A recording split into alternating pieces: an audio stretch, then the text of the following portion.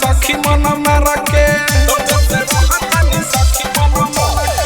गौने के दिन संगे आईली भातारा के तबे से रहतानी सखी मन मारा के कहियो न चुमा एको बेरा लेला रे का कहीं दुख सैया ढेरा देला रे से जिया पसाझे मुंह फेरा लेला रे का कहीं दुख सैया ढेरा देला रे से जिया पसाझे मुंह फेरा लेला रे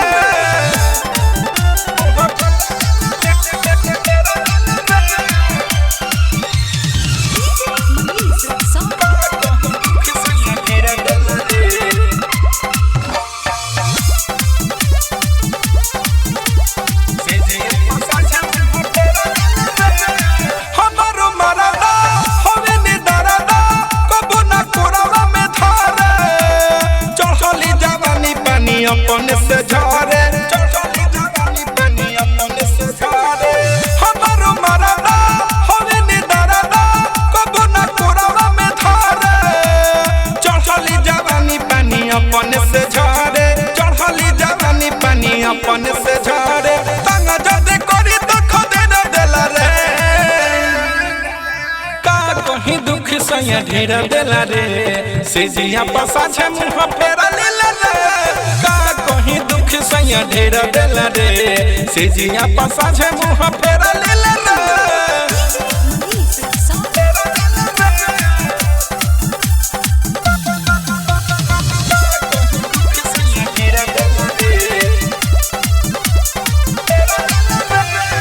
ओकरे आसे सुती उपासे लगता बिगड़े मन हो राइटर सिकंदर बिना देहारी के थाना हो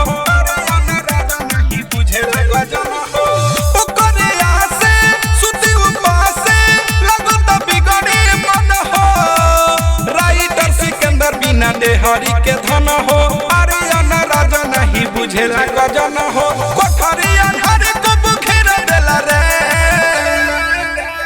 का कहीं दुख सैया ढेरा देला रे से जिया पसा छे मुंह फेरा लेला रे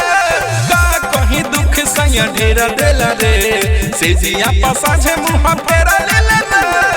गौने के दिन संगे आईली भातारा के तबे से रहतानी सखी मन मारा के